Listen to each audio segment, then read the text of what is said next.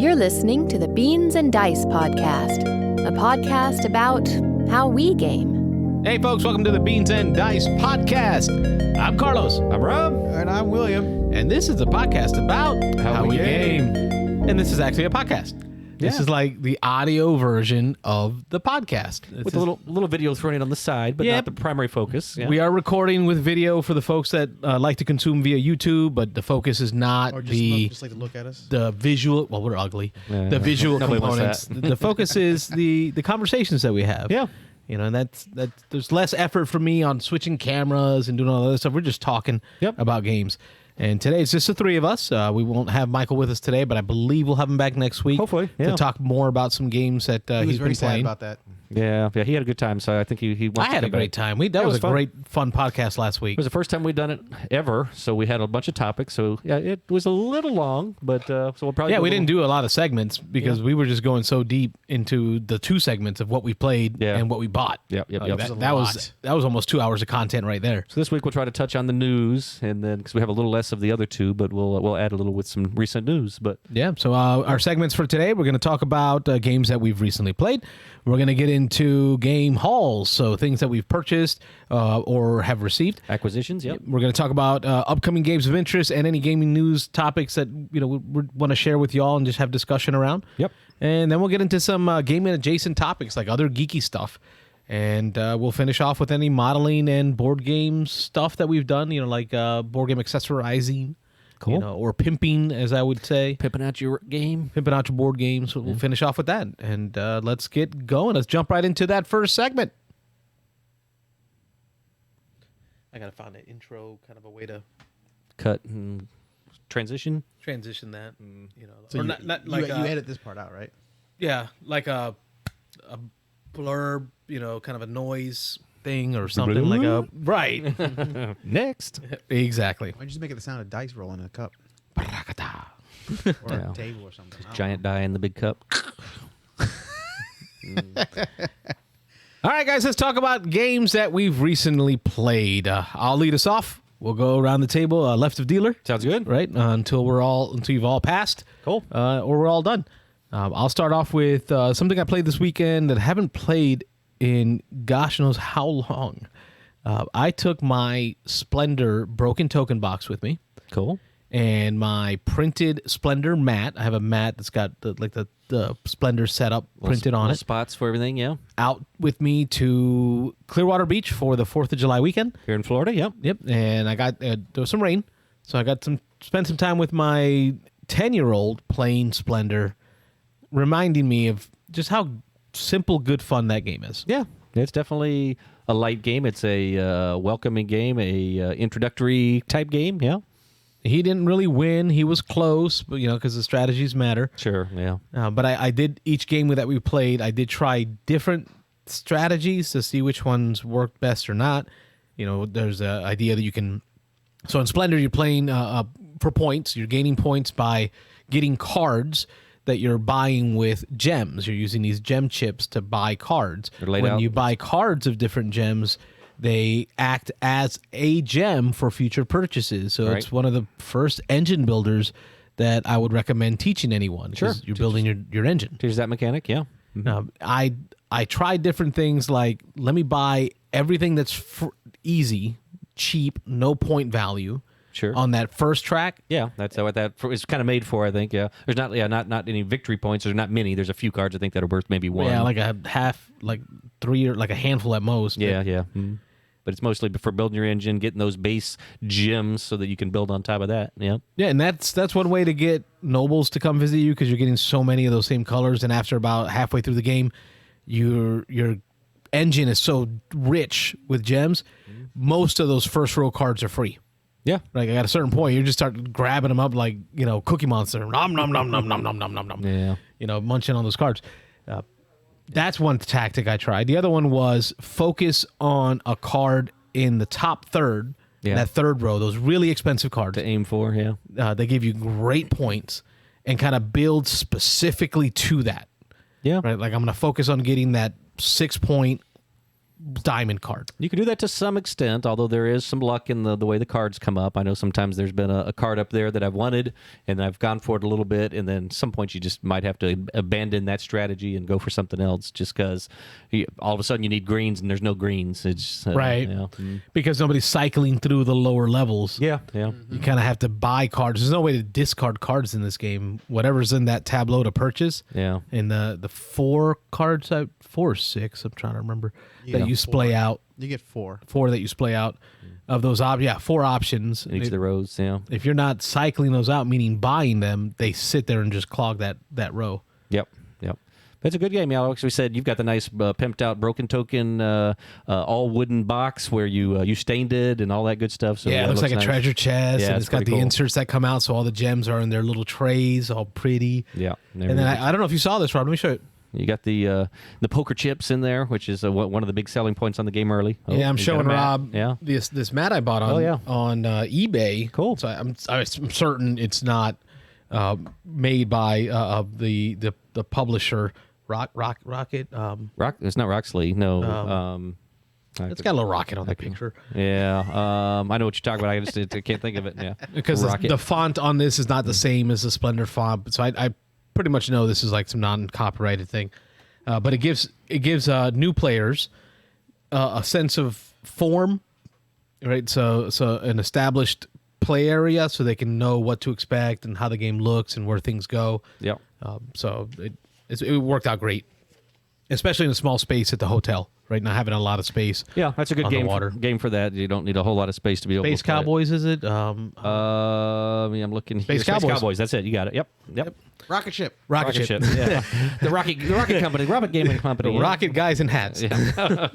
Cool. That's my first game that I recently played. Okay. We'll go to Rob. We'll jump over to me. So I had a chance this last week to teach Dan over at Your Turn to Board Game Cafe. He had Will and I over there to play a couple of games this weekend. And much to my surprise, Dan had never played viticulture. So Dan's played a lot of games. And I guess sometimes you take for granted a hardcore gamer like that hasn't played what I would consider a pretty standard game that a lot of people have played. But actually, I'm going to teach it again this Saturday at our big game day here in Tampa. And I found out that a few people who were anxious to jump in also have never played. So again, I give probably too much credit for that game. But it was the big game that put Jeremy Stegmeyer and Stonemeyer Games on the map. It was his first. I don't know if it was his first design. I think it was his first published design. Okay, so and I know it was his first big hit. It was a really popular little worker placement game, very tight. But Dan had never played, so we were just kind of going up and down his shelves trying to find something we could play in an hour and a half or so.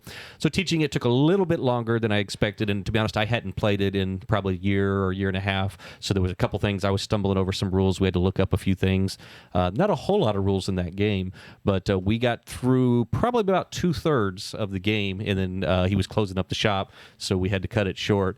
But we once we were done and we were putting it away, he said, "Yeah, that's a good game." And we just played it 2-player. The game scales really well. It plays up to 6, from 2 to 6, and the number of spots in the worker placement scale. So 2 or 3 players, I believe, or 2 players.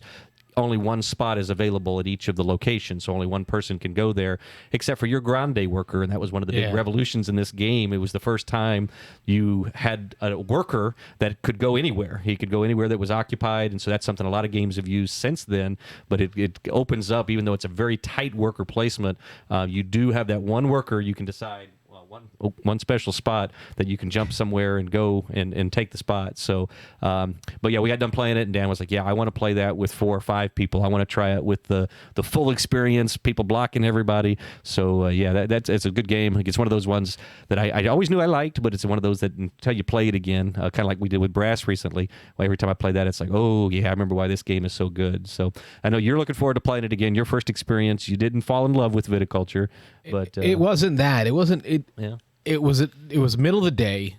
dice tower. Yeah, After convention. we've been up till like what 4 something in the morning. The night before, yeah, probably. And then we were back up at 7 a.m. Yeah. So I think we had less than 3 hours of sleep. Yeah. And I was hitting my nappy time, and I had my hot milk, and Yeah, you're falling asleep. I fell asleep. Yeah, nodding off a little bit, but that's not a sign of a bad game. Yeah. I've fallen asleep to my favorite games. well, we'll get you. Even though you're tied up during the teach of it this Saturday, we'll make sure we get it back to the board. But Dan and I are going to play Saturday with. We actually got a game of 6. It looks like, so we're going to have a full experience on that. I'm hoping we get it in 2 hours, but I'm looking forward to that. So that's, There's a theme in what you talked about because the owner of Armada, Michael Fortino, one of the owners of Armada, I was surprised as to how many games he hasn't played. oh yeah, we've talked about that. Right, he's come over here and gamed with us, and we've introduced him to different games. Yeah. Just completely surprised that he's never played them before. Some games that we would just consider basic, take for granted games that he's never played them. But he talked about, I know he talked to us about, he's owned the Armada for 20 years ish, and he said that he just doesn't get to play games. That running a shop like that is a full-time endeavor. Sad. So yeah, he gets to watch other people play lots of games, but he never gets to play. Never just gets to sit down and play. So it was nice that we were able to, for a little while there. We haven't seen him in a little bit, but we were able to get him over to your place and teach him a bunch of games. So. You can hear more about that in one of our live streams. I can't remember the month, but it's titled the Armada live stream, where we broadcasted live from Armada. February or March. Yeah, it was a few months back. We broadcasted live from Armada, and he got to tell us more about what it's like to be a shop owner. So check that one out if you folks want to hear more about that. Yeah, that was my viticulture experience. How about you, Will? What have you been playing? Well, folks, I got to get Rob to play a game with dice. Oh, boo.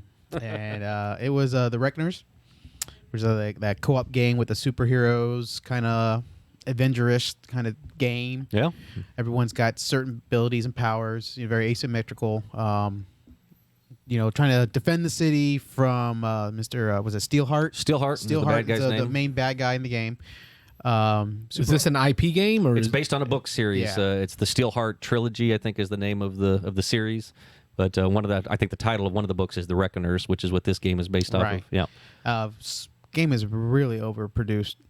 Yeah, it is. I mean, the game it's- trays in it are awesome, though. the game trays that organize everything. Yeah. And that's even the retail version. Oh yeah, yeah. I mean, I think that was the only version, but yeah. Yeah, I mean big chunky dice, colored dice, for each character. Yeah. Everyone gets set of white dice, 3 white dice as their basic dice, and then everyone got each character is colored, coded. So I think my character actually I got the blue character. That was odd. Yeah, I So I always got the play blue blue, dice, but yeah. and Rob was I think purple, Yeah, I think so. and yeah. then he got 3 purple dice. And what was weird is that there's a 4th die in the box. I'm like, well, why don't you get the 4th blue die? And you realize when you get equipment, you're allowed. If I get a card, say, hey, I can get this card, it gives me a purple die. Well, I get one of your dice now. Yeah. Not from your supply, but from the extra one from the box. And each of the colored dice, they all the dice normally have, it's 6 different sides, I think, on them. But the colored dice that is for your player, your ability, has one of them that has a double symbol on it. So whatever your specialty is, like mine was research. Mine has, if I roll that side, I can hit it twice. It's double research. they kind of look like dice from Dinosaur Island. Yeah, a little Yes. bit. Yep, a Right. little bit. I'm looking online at the pictures. Yeah, Yeah. they're big dice. So They're they're oversized big, dice. chunky Yeah. D6s that are translucent. We needed a dice bowl. And, Yeah. well, yeah. And it looks like they've printed the symbols on them, so they're color printed symbols. Right. Yes, they are. Yeah. Very nice looking. And these game trays, you're not joking. Oh, yeah, These the game trays look are- amazing. Yeah, they're crazy. That These was- are the player boards, right? Yeah. Yeah. Well, the player Yeah, the boards, player the boards. bad guys boards, and then your main game board are all on trays. So when you're taking it out, all you're doing is taking out plastic trays and setting them up. So it's and they store everything. Who owns this game? Dan has it at the shop. We put it over at Your Turn. So Yes. Dan's got a copy at Your Turn. And it's good. And it reminds me, I don't want to cut off your thoughts there, but it reminds me a lot of Marvel United. I mentioned that as soon as Yes, we were you did. done, the card game. And if you like Marvel United, I think you would like The Reckoners. It's not card-based like Marvel United is, but it's the same idea. You've got locations that are laid out in a circle around the main board, and the bad guys are moving clockwise around it. You roll a dice for them, and they move around, and they do things at their location. They spawn more bad guys. They put up barriers that you can't move into places with barriers, so you have to burn die symbols to eliminate barriers. And then you're moving around, jumping around to these different locations, trying to take out the bad guys. And one of the unique things about this game is Steelheart, the main bad guy, you can't attack him. He's on the board from the beginning, and he's jumping around doing bad things, but you can't start attacking him until you've researched how to beat him. The idea is that all of these bad guys in this game have special abilities, and to be able to beat them, you have to do research on them first to find out what their weaknesses are. So you're rolling these die with research symbols on them, so you have to go to where they're at. You spend the research tokens. They have a research track that every symbol you spend takes their research down, and then when that goes down, it sets their power to a certain level, and then you can start wailing on them and knocking them out. And as you take out bad guys, new bad guys replace them, but every time you take out one of the bad guys, they have a reward, and so there's a reward phase after you've done all of your attacking phase. Then any bad guys you beat, you get the reward that's on their card, and then you replace them with a new bad guy. So it's got some unique stuff in it, but the whole moving around the board, chasing around the bad guys really reminded me of Marvel United. What are you looking up there? I'm looking at the Reckoners. It looks amazing. Yeah. Like this thing. Now, I'm surprised you Amazon haven't- has it for $72. Like that doesn't seem very expensive for everything that comes in it. I think there's a little bit difference with the retail version, not too much. Well, but, maybe. I don't know. I forgot. I'm having a baby this week, man. I Dan's can't afford to buy playing- more I know games. Dice Tower reviewed it about a year ago, and they gave it was an 8 or a 9. Yeah, I know it's- Tom really liked it. It's a very good, very solid cooperative game. It's what it's actually I would call it also a family type game too. Yeah. I mean, you are doing some stuff that we consider dark, but there's no bad pictures. There is no bad language in it. There is big chunky dice that kids can pick up and roll. It was a fun game. So it's got a little bit of a Yahtzee mechanic. You're rolling a handful, like 6 or 7 dice. Which I like that. King of Tokyo. Your player board has 3 slots, and each time you roll, you have to keep at least one of the die, but then you can re-roll all of them a second time, but then you have to keep one the second time, at least one, and then the third roll, whatever you roll, you got. That's it. So, but you can use the die sides to do things like, again, you can take out a barrier at any of the locations with just expending a die. There's a couple other things. I forget what all you can do, but there was a couple basic actions. Research, remove barriers, attack the attack the enforcers. Got You them can moving. move. Yeah. You can contain. And money. You can acquire money for the base. Yeah. Yep. And purchase card. Oh, It's yeah. full co-op. Yep, all the It's money full- you it's all the full money co-op. you get. There's a Even money the track. money, you have to share the you money. share the money. So at the end of the round, when it comes to the spend money time, you look at each other and you say, "All right, there's a market of 4 cards. Do we want to buy any of those 4 cards? If we do, we spend out of our pool, and then you have to decide who to give it to. You can give it to anybody. So once we buy the tank, you can hand it to Who whoever. gets the So, tank? Yeah, who gets the tank? So yeah, it's cool. You can never trade once it goes to somebody. Whoever's got it's got it. But yeah, it's a full co-op. So yeah, you could definitely play with family, even if they don't grasp everything. Again, you're helping each other out. So yeah, it was a fun game. Yeah, it was very fun. I'll play it again. Whose idea was it to play? I think I said, hey, I want to play. I was like, Will look at pointed that. it out. He's like, "Oh, what is this one about?" And I was like, "Oh yeah, I saw a full review that's on that. It's brave. supposed to be good." Yeah, we just grabbed it, and then we asked Dan. We're like, "Have you played this before?" He's like, "Oh yeah, I played it." So he's like, "It's easy to learn." So we Not very easy in the beginning. I will say this though. When we play the standard beginner version, so be prepared. It will. there's punch you, it will 4 punch you in the difficulty face. levels. We played beginner, and we barely won on beginner level. So Dan kind of laughed at us a little bit, but yeah. Yes, it was This still is, fun. I would still do it again. 2018 game called The Reckoners, designed by Brett Sobel and Seth Van Orden. Publisher is Navu Games. Check that one out. I think Will's giving it thumbs up. Yeah, I'll it was play fun. again. It's Yeah. got dice in it. I'd Come on play now. it for sure. Yeah. And it has Despite dice in the it. dice, I'd Despite still the play it. dice, Yeah. Robert will still Still play play it. it. Yeah. He does like hard co-ops. That was one of the things Rob likes is hard He co-ops. did roll really well. One. Well, I Well, I rolled will take it mediocre. back. No, There was it was some good times mediocre, and some yeah. bad times, but it was average. Yeah. It was a lot. We gave him a lot of mitigation though. That's good. All right, That's what it Carlos, was. back to you. What's next? So pretty much my weekend was spent because my son's birthday is 4th of July. He turned 18 this year. Every year, So 4th of July, huh? It's so cool. Yeah. For a long time, he believed the fireworks were all for him. Just for him, yeah. So we were at the beach this weekend celebrating his 18th birthday, and the rain was terrible. Weather was bad. We yeah. had that Elsa It was pre-hurricane, was coming yeah. through. So weather wasn't great, but there was a whole day of mostly rain. So we played Splendor, like I said earlier, but I also played Wingspan on the Nintendo Switch. Electronic version. Ooh, I like that. Yeah. I like the digital version a lot. William, because Patrick told me about it, and then William, you gave me a rundown on how it works. Did it make you calm? I played my first games of it like back to back to back, and it was so chill. It was so Found your zen. It was relaxed. Did you like that lady that talks to you about the bird? Yes, every time you play it, Robert. Every time you play a bird, there's a narrator that gives you information about a bird. Like I learned that what bird was it? It was a hawk. I can't remember the hawk it was. You don't pay attention. But it goes 200 miles an hour as it dives in for its kill. Not like a peregrine falcon. Was Peregrine it? falcon, that's the one. That's I played the fastest peregrine. bird. Look at that. Look at this guy here. I played that bird, and then it gave me that tidbit of information. Yeah. There's also background noises, like you'll hear the birds. Right, they're actual songs. Yeah, that's cool. They did an awesome job, and I'm talking about the Switch implementation, Nintendo Switch. Not even like Steam, not even I have it on tablet. I have it on Steam, and I usually play with my headsets. And if you play with the headset, it even sounds 10 times better. Money.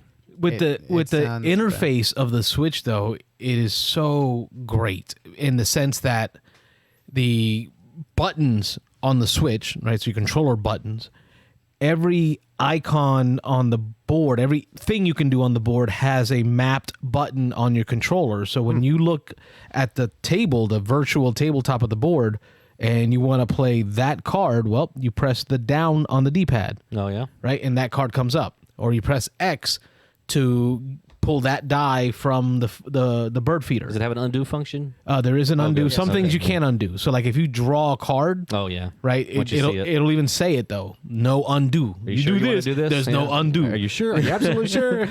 No. Oh, there's one thing I want to ask though, because I know it doesn't Steam version. Did it save your what's the word that They call it the habitat. Yes. Yes, it did save the habitat. So I was able to go back and look at my leather-bound book Oh, cool. with all the birds in them. Yeah. You know, and the playing the game on tabletop. Okay, I learned how to play, and it kind of made sense. Playing it on the Switch really solidified it in my head. Like the water habitat is where I get cards, and the grasslands habitat is where I get eggs, yeah. and then the forest habitat is where I get food. Yeah. Right. It all just kind of clicked. So I'm hoping it makes me a better Wingspan player. Yeah, we'll see. We'll have to play again. Yeah, But it got me excited to play again. yeah. That's cool. They didn't So do it it's for me at all. Wingspan, Stonemaier Games. I played the Switch edition for the Nintendo Switch. Cool. So to me, the last one I have, actually, I haven't done a whole lot of gaming, unfortunately, this last week. But one that actually William and I played together over at Your Turn. Again, we were over there this weekend. Another game with dice that he got me to play. I had never played it before, and it was another one he pulled off the shelf. Got him again. Yeah, got him. Yeah, it was a Plague Inc. And so this kind of spin-off game of Pandemic, but in reverse, where you are the disease trying to infect the world. I was not familiar with the app, but I know Dan and William both were quick to tell me that it's a mega popular board game app, or game app actually. I guess the digital version came out on this one before the board game version. I wasn't aware of that. My son looked it up, but so it got most of its popularity there. But that was a fun game. I rolled as I normally do, and I got stomped. Wow. Yeah, I got stomped by both Dan and William. It was basically just me and Dan game. Are Yeah, you competing Yes, diseases? we are competing Yeah, diseases. yeah. Yes. So, Or, I'm sorry, we're competing to kill the most people. That's what I'm wondering. Like, if you're the diseases, you're getting points for wiping out civilizations. Yeah, continent. Or I feel like I need to countries, wash my hands. Yeah, and Where's it's a the game. hand sanitizer? That's a game that I've heard that a lot of people have shied away from, obviously, since the pandemic, since all that I stuff's mean, gone on. But yeah, I think actually when the game tells you the player who goes first is the player who recently washed their hands. yeah, That's literally a rule written in the book. Promoting hygiene. teach you a good Yeah, lesson. Yeah. So I thought it was kind of funny. yeah, I enjoyed the game. It was fun. I liked the mechanics. I got myself stuck in Europe. I couldn't get out of Europe almost the whole game, but then the rolling was bad He was again. quarantined. I mitigated my rolls. It's not the infection rate, but the lethality. Is that the lethality? Yes, you looked at it. Yes. Yeah, how many? What number you have to roll on the die? And Dan and Will had like 1 and 2 most of the game, and they were rolling 1s and 2s fairly regularly. I had gotten mine Trail up, Legacy. up to Just like running through my 3 veins. in the fairly early in the game of my lethality. So man, all I had to roll was I had a 50-50 chance. I had to roll 4, 5, or 6, and I rolled over and over and over again and could not roll a 4, 5, or 6. And so I mean, it was one of those games that I was halfway through it. I knew I was defeated. I was still enjoying it, but it pretty quickly turned into there's no way I'm going to win this game. It is so. it is very backstabby. Like Oh, a yeah. disease. Dan really like he did things and like Yeah. he just like you ended the game and didn't give me a turn. Yeah, So he yeah. goes, yep, I did. It's definitely one of those games you can dictate the end of it if you think you're ahead. You can Yes. push the end, and and there's definitely cards in there that allow you to mess with other people. You can just take cubes of theirs off, replace them with your own. So yeah, it's a mean game. It's not a nice game, but it was fun. I enjoyed it for a dice rolling game. It was good. Yeah. It sounds like the inverse of Pandemic. That's what it is. But yeah. does it really feel like that? It's not nearly as strategic. You're not really planning way ahead like you are in Pandemic. In Pandemic, you got to think 2-3 turns ahead. Like, we got to get over there. You got to go that way. I got to go this way. In this one, you're only running your little disease or your little virus. And Well, so, no, I'm not saying does it feel like Pandemic. I'm saying does it feel like you're one of those diseases in Pandemic? Like the things that you do would be hurting someone trying to play Pandemic. I'm gonna go with the thematic part of it. Rob he got cannibalism as one of his they all have little titles on them. So yeah. So he got cannibalism, and then he got heat resistance, cold resistance, and I think you got. Did you get sweaty? No, that was Dan. That had was Dan. sweaty, He got something else. Oh, these are the traits of the disease? Yeah, and then me and Dan were laughing. It was like, oh my god, He's a zombie. He got hot. He got hot, cold, crazy. I think he had hot, cold, crazy cannibals. Was it constipation? No, there was a weird one that was. And then we were like, oh no, now they're French. Yeah. Oh, and now they're French.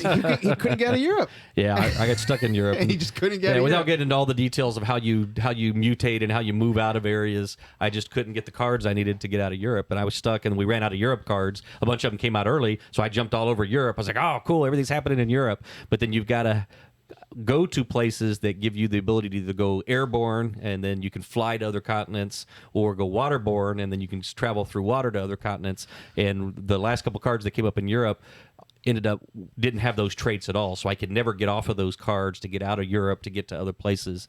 So yeah, again, it was bad. Yeah, That sounds cool, though. yeah, it was fun. It was fun. It's Plague Inc., Yep. 2017 title by Endemic, published by Endemic Creation, designed by James, looks like Vaughn? Okay, yeah. That's an interesting one. That's all I got. Will, do you have anything else you've been playing, or? No, actually, that was pretty much our day. We were playing those couple of games together. I'm saving up for this Saturday is what I'm really doing. Saturday will be, my time to Got our shine. 13-hour. Last thing that I played was my Blood Bowl League game. So we had our second week of Blood Bowl. Okay. Week 2, it was my Norse, so my Viking team, versus it was what was it? It was a human team, but he designed them like the Buffalo Bills. So Okay. his big player was like a Minotaur, dressed up like as a Buffalo Bills mascot. Okay. So it was pretty cool. He had a Buffalo Bills hat, Buffalo Bills uni. Like, he's a big Buffalo Bills fan. Sure. So he brought his football team, and we had probably the funnest match of Blood Bowl I've had in all my time playing Blood Bowl.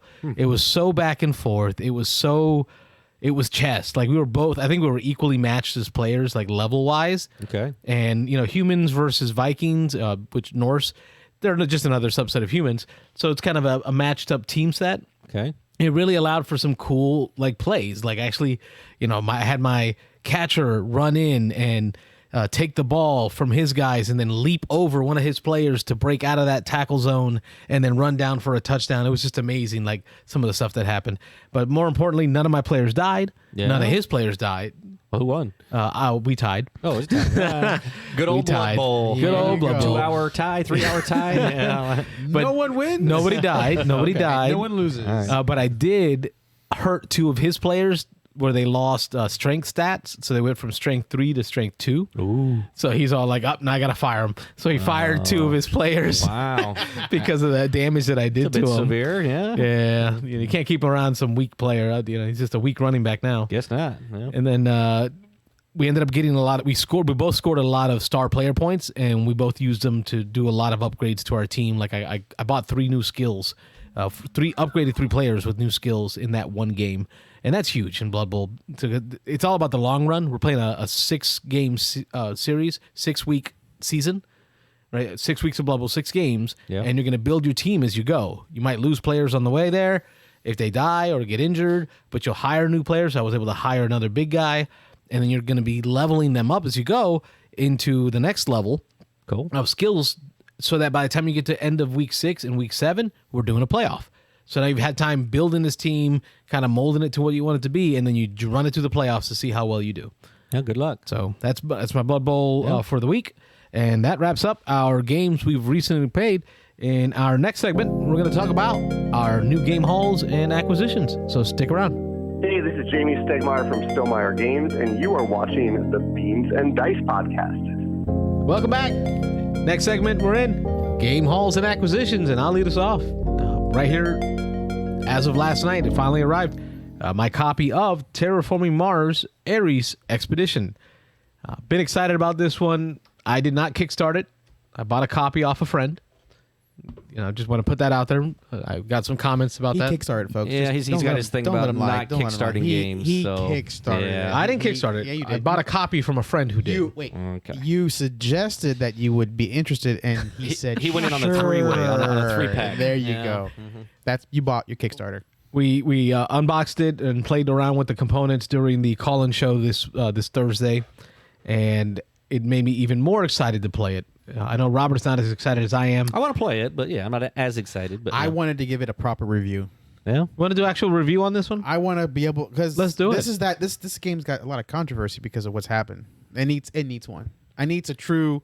Let's play it. Let's make it the focus of next week's podcast. We will weekend? all play it this weekend. We got the game day, and then we will all give it our initial play review, our first round Sounds review. good. We'll get some opinions from people other than us also, hopefully, here this weekend. Now, the components are great. The card quality is great. The board's beautiful. The double layer board's beautiful. Even if the you rule didn't book get is that. great texture to it. minus this, and what is it? What else? Minus what is that? The bins, this and the this. dual layer What is it? player The boards. dual player board. They can't hear you in the podcast. Well, I'm just pointing. I was wanting to make sure. These are the two components that were in the Kickstarter, right? Yes. So minus the dual layer boards and the trays, which, by the way, the trays were in the big box. Same Kickstarter. trays from the big box. The same exact design. This is still nice. This retail set? The retail set looks nice. I say go buy it. Here's what's going to happen.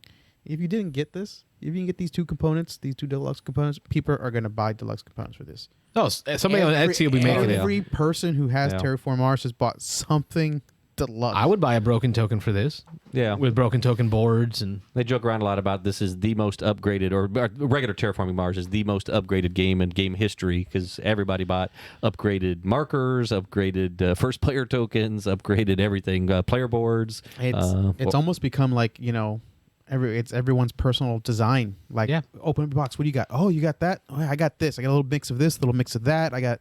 Oh, it is fun looking at that when somebody brings their copy just to see what things they did to customize theirs. They even have people. Oh, I 3D printed this. I painted this. They'll say I painted these components. I painted these tiles. The moon landing. The Mars rover. The Mars rover. Yeah, I traded William my Mars rover for some custom ocean tiles. That I had from that I purchased a while ago. From my but own now he shop. has the big box and doesn't need it. So Cool. yes, Yeah. Terraforming Mars has just a place in my heart.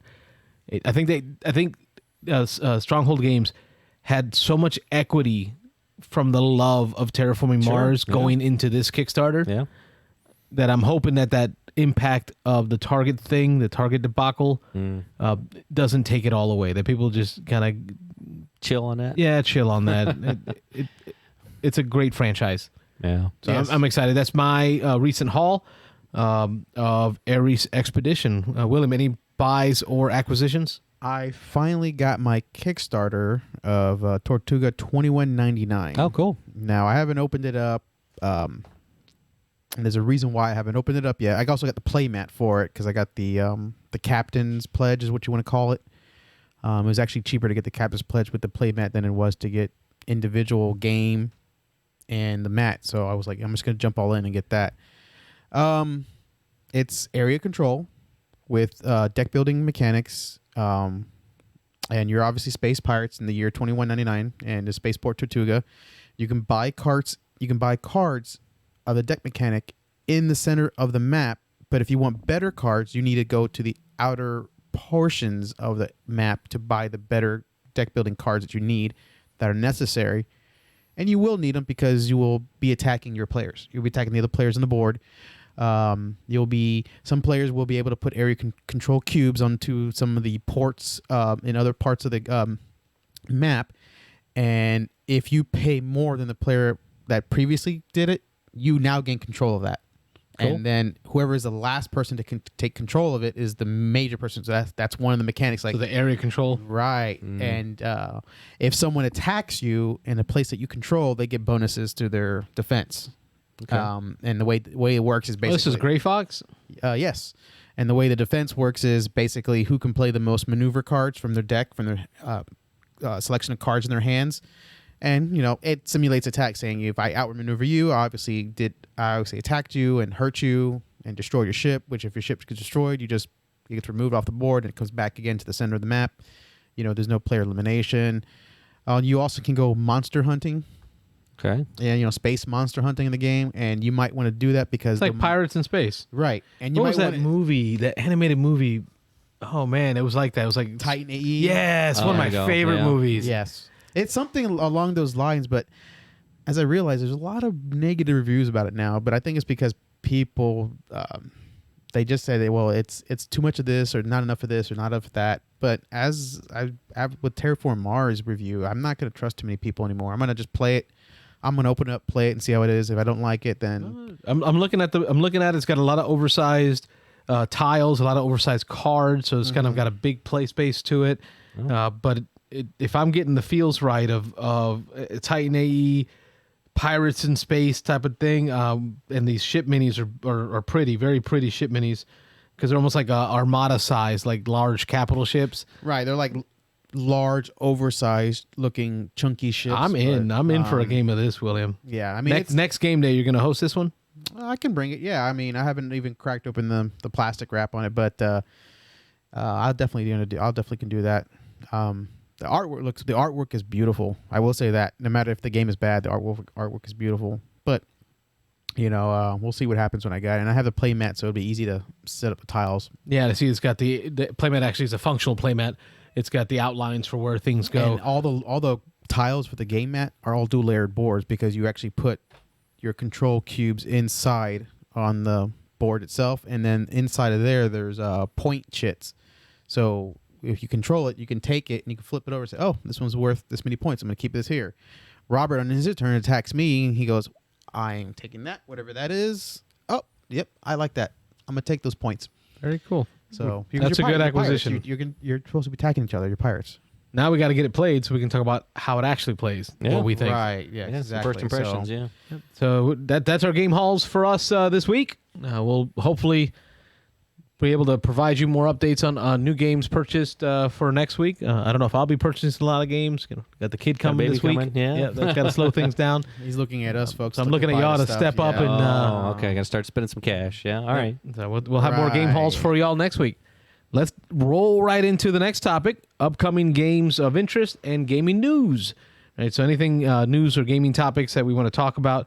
I think for me, one of the topics that I want to get into is the news that I recently was made aware of. This is the Crossbows and Catapults reboot by Restoration Games. Yeah.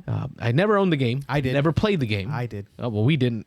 We wanted it. I saw the commercials and I wanted it, but we never had the access to it. I had my mother buy that for me. She didn't even know what it was. And next thing you know, there's orange marbles flying everywhere. I wanted to be one of those kids in that 80s commercial that was all smiling and pulling back the catapult, but that just never happened for me. Shoot your brother in the face. Oh, no, I shot my sister in the toes. Yeah. So funny. They're really hard. They're really hard marbles. I believe you. I believe you would do that, William. Oh, yes. I think this is going to be a little friendlier version. Yeah. It's going to be, they're bringing back the designer, Steve Baker, who did Hero Quest. Oh, yeah. And Battle Masters. And I think Battle Masters had the plastic mat. That was one with the plastic mat, right? I owned Battle Masters as a kid, too. I had a used copy of Battle Masters at one point. with the big plastic. Anyway, if they brought him back to do the design work for the reimplementation of crossbows and catapults, and it's by Restoration Games, which they've done a great job in bringing big games back like Fireball Island, Unmatched, Stop Thief, Downforce. They brought that back. So I have high hopes that they're going to do an awesome job in bringing this one back. I would definitely back this one. Yeah, they do. I did not back the Fireball Island, and I regret it to this day. Yeah. It's so they do a great job on the production and the redos of those old and games. not just that, but like not just reprinting, updating the rules. Yep, they streamline the rules. They bring them into the 20th first century. I mean, you got to talk. This is back in the early 90s, 80s. Yeah. I'm saying 80s, bro. It's It's an 80s game. It's an old game. Yeah. So we're talking about rules. What were rules? People Roll dice. People still didn't even know how to play Monopoly properly back then. Yeah. Today, Yeah. they still don't know. Today, you know who you are, you that are listening.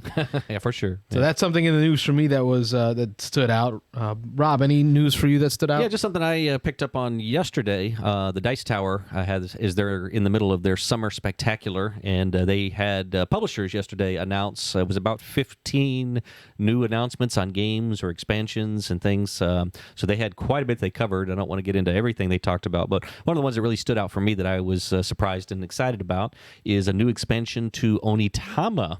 And this is a fun little chess-like, mini chess-like game. You're just dealing with 5 pieces on each side. There's 4 pawns and then a master. And they've had 2 expansions that have added some more cards. They had an expansion that added a wind character that could jump around the board. But what they've announced now is a hidden movement element or mechanic to the game that they're adding ninjas. And so each person, I guess there's a couple ways to play the ninjas, but one way is there's 2 ninjas in the box. They each come with a little mini sideboard and then a player screen that you can put up, and you actually are going to move secretly your ninja on this little sideboard, and then the ninja attacks out of the shadows. They'll all of a sudden jump on the main board and hit somebody and then go back into the shadows. Also, there are little, we don't know all the mechanics yet. They haven't given us all the details, but there's little lanterns in the game, and there's going to be a mechanic where defensively you can put these lanterns on the board, and then if the ninja moves by a lantern or something, it may light them up so that you have a chance to go and attack them and take them off the board. So it sounds like it's going to be kind of like a way to find the ninja. Right, exactly. It sounds like fun. So then the other thing they talked about is there's going to be another game mode where one person takes both of the ninjas, so they're the only one with ninjas. The others are playing with the standard game pieces, but then the other person will have both ninjas, and they'll have them moving around. The other person will have all the lanterns, and they can put those out, and so it'll be a little more asymmetric. Usually the game is always balanced, that each side has access to the same cards. Yeah, you're sharing the same 3 cards, rotating them around. Yeah, or 5. You have 2 and one on the side, and then 2, But so it's the same 5 cards. Whenever you play one, you put it on the side, and then after your opponent plays a card, he takes the one you just played. So those cards are constantly cycling. Normally your pieces are identical. Your setup is identical on both sides. And so it's really a strategy tactic game trying to figure out how to win with exactly the same setups. But again, this is going to add possibly some asymmetry if you decide to play that second game mode where one person has both of the ninjas. So it should be fun. It sounds like it's going to add, like I say, a new mechanic, a new thing to think about. Fresh. And hidden movement's always kind of a cool thing. That's to me, Onitama's a great game, but it did kind of stale out. Yeah, it's kind of chessy, so it kind of gets, unless you're into that hardcore thinking, adding that hidden movement game on the sideboard, kind of like a Captain Sonar kind of feel to it. Oh yeah.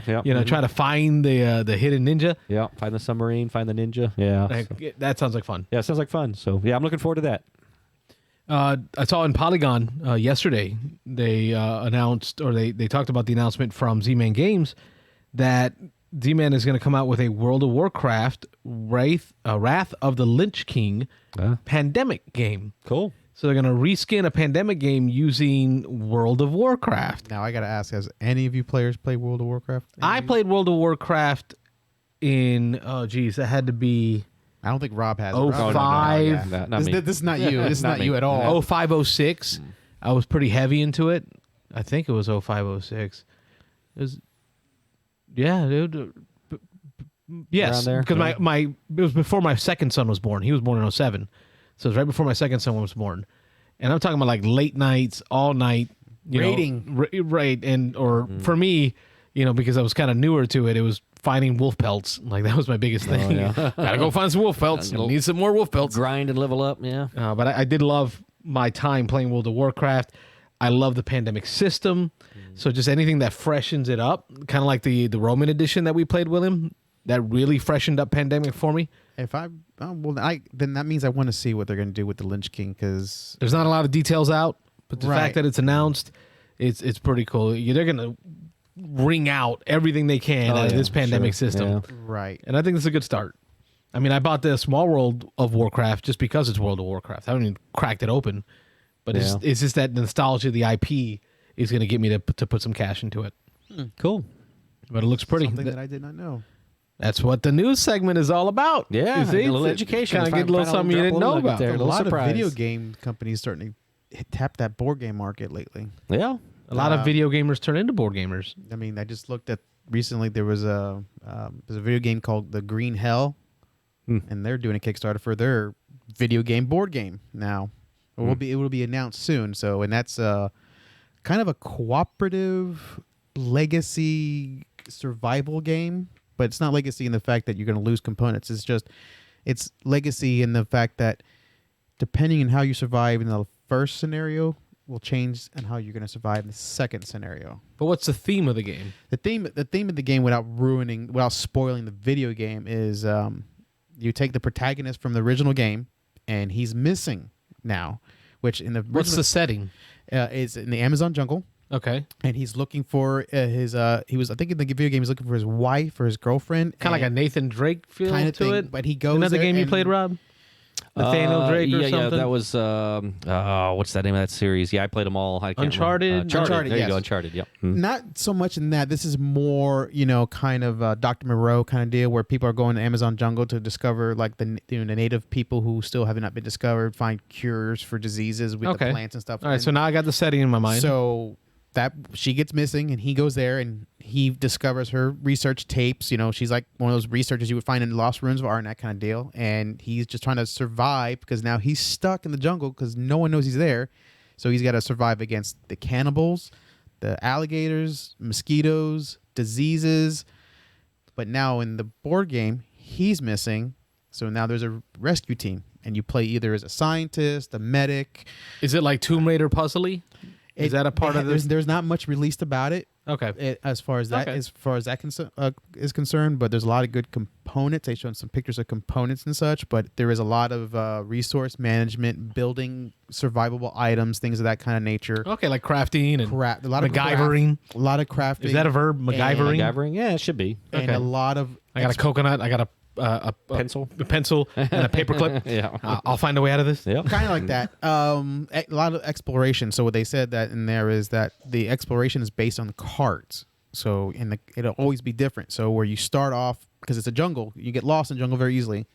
So they said that exploration mechanic is going to be based on what the cards are coming out, and then you have to deal with situations, and you go from there. Not too much release, but again, another video game company making. Yep. And that's the kind of topics I want for this news segment. Talk about things that interest us. Yeah. Right. So if you find stuff like that, put it on the itinerary for the day, because that's stuff that others might want to hear about. Sure. Things that we will get exposed to that we didn't know about. So bring those up. So that was our news topics, upcoming games and news topics. We'll go right into gaming adjacent topics. I think I'm the only one with any gaming adjacent going on right now, so I'll just plow through them real quick. I think, William, you'll appreciate this one. I've been reading nonfiction, Roman Republic at War, a compendium of battles from 502 to 31 BC by Don Taylor. So it kind of runs you through the formations and the organization of the Roman army during the Republic era, and kind of talks you through how it changed. Marius reform and all Right. that stuff. Okay. And it's starting to make so much sense to me on how these formations were organized and where they were drawn from. I've heard William talk so much about the Principes and the Triarii. the Triarii, right? Yeah. So, apparently, like, I didn't know this, but in early Republic of Rome, the soldiers were only those that had enough money to fight. Those that were wealthy were required to fight. The poor didn't fight. Yeah, it's kind of like reverse. Yeah, Right, like it's reverse of today. And they basically said that if people who own land well, you will fight to the death to make sure you Fight for it, You will yeah. fight for it. So that's why they took Yeah. people who had money, and back then they weren't a big state. So only people who could afford arms and armor were the rich. Right, So they bring went their in. own weapons. They bring their Wow. weapons. So you had to have money to bring your own weapons. And now what they do is they would take the poorest of the rich, right? The not so rich of the rich, but rich enough to meet that line. Not the 2%, right? 1%. They would be the front line. Yeah. Like they were lightly armored front line. Yeah. Right? And then right behind them were kind of the veteran, older dudes that have done a few wars. And then behind them were like even older dudes. yeah. Like the guys who've been around. So it kind of stacked them up in that order of getting flags. But it's really taking me through the history. And the reason I call it gaming adjacent is because I play a lot of Roman war games, historical war games, and this is kind of just getting me deep into that fluff, that flavor of why and how tactics were the way they were. So You're pretty fluffy. Yeah. Well, Romans knew what they were doing back then. Yeah. I'm not fat. I'm fluffy. Fluffy. Yeah. Trademark. Yeah. And the last bit I'll give on the gaming adjacent topics was I watched with the kids the Tomorrow War on Amazon Prime. Very Oh, good. okay. I watched it. Did you watch it? I Was like it good? Really? Yes, I like I it. really No, I liked liked it. We get a lot of pub, but when I'm watching the trailers, I'm like, You're getting a lot of bad pub for other reasons. Yeah, but like Rotten Tomatoes critics give it like a 40-something, but the audience gives it like an 80-something.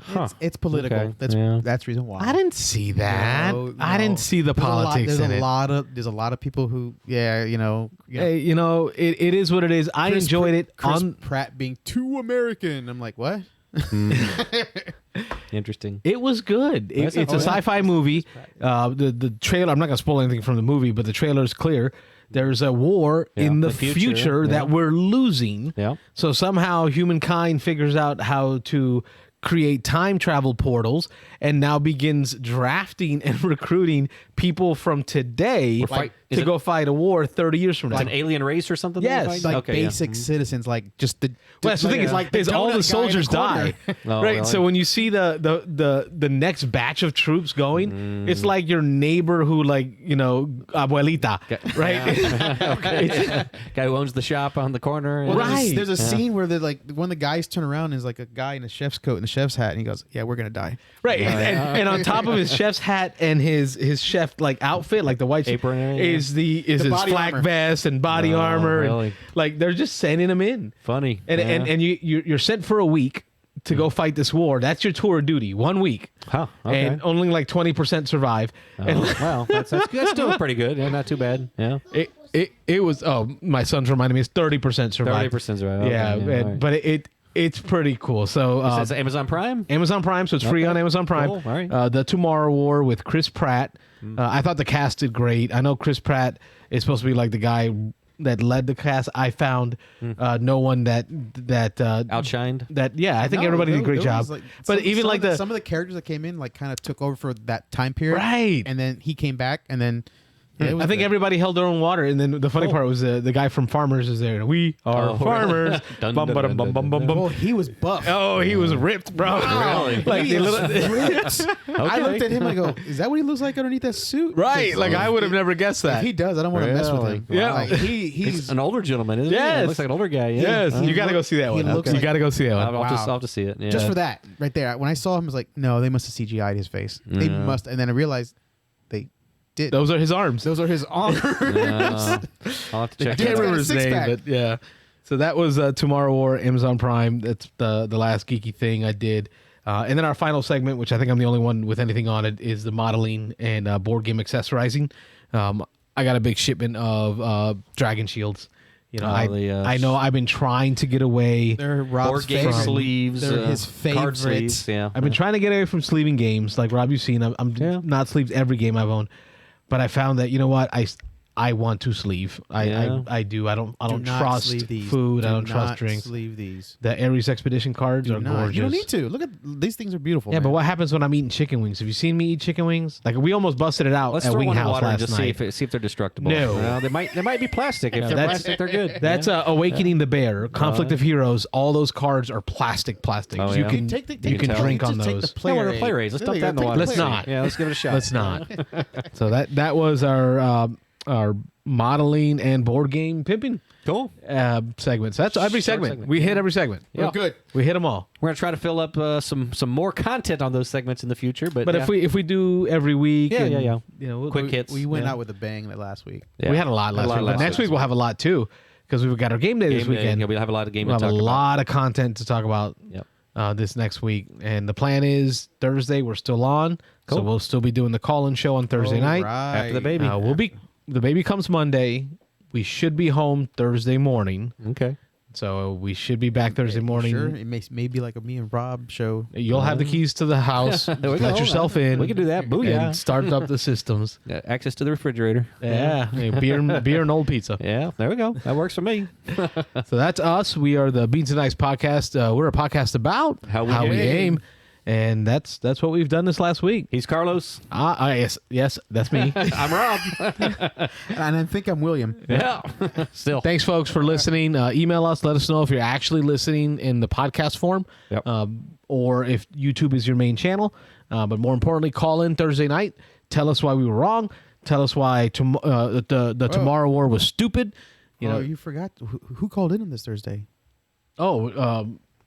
Designer of After the Empire, Evan Halbert. You should just that was great. Let that go out. This last Thursday, this tonight, while we're recording here Thursday night, Evan Halbert, the designer of After the Empire, called in and gave us some heads up on some of the stuff that he's got coming for the expansions to After the Empire. Very cool. So join us on this make sure we thank him for that again. prestigious call-in show. Yeah. Yes. We've had Jimmy Stegmeyer, we've had Evan Halbert, Mitchell and Prudhomme. Mitchell Prudhomme of Board New Game Iberia. Battles, yeah, from New Iberia, Louisiana. So join that prestigious list of callers Thursday nights, 9 p.m. Eastern. So thanks again for listening. We appreciate you. Thanks for watching the Beans and Dice podcast. Don't forget to like and subscribe.